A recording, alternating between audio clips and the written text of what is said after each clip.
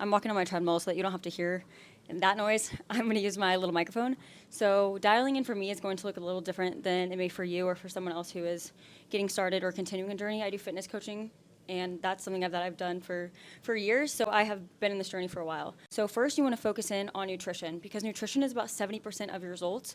So I always recommend tracking for at least 3 to 5 days, getting an idea of where you're at, not trying to perfect it or anything, just tracking and eating as you normally would, and then fill in the gaps. So you want to figure out your TDEE, your total daily energy expenditure. You can find calculators online to get an estimate of it, and then from there, you're going to see the gaps that you need to work on. So maybe there's a huge discrepancy in the calories that you're eating and the calories that you should be eating to get up to maintenance. Even if you're wanting to lose weight, you still want to work your way up to maintenance because you're going to have an easier time losing weight because you first want to build that muscle tone up.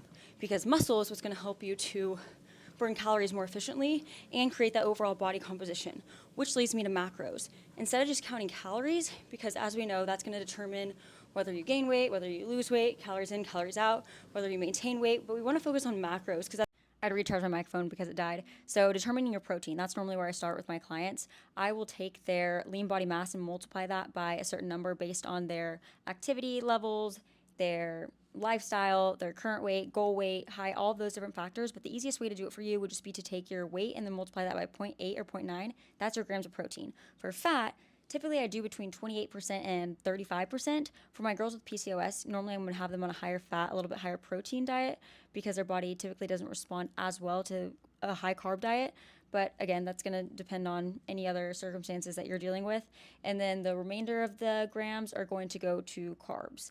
So figuring out where the gaps are, what you need to increase. Maybe if you're not eating enough protein, focus on getting your protein up, focus on getting your carbs up so that you can hit those maintenance macros. For workouts, you want to weight train at least 2 days a week. Really focusing on form, nailing down the basics, slow and controlled. You've probably heard of progressive overload, but if you don't have a strong foundation, you're not going to see the results. So making sure that you have that form corrected.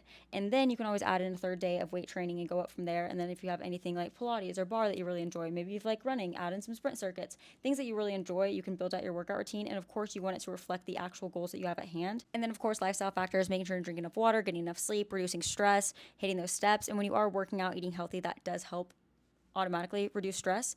And for steps, you probably hear a lot the 10K steps. You don't need to hit 10K, at least starting at 6K. And then, of course, maybe on days that you're not as busy, then you can shoot for a little bit higher of a step count. But everyone's busy. I get that. So starting at least 6K steps because steps are going to be super helpful for the overall fitness goal. I know that was a lot of information, but let me know if you have any follow-up questions.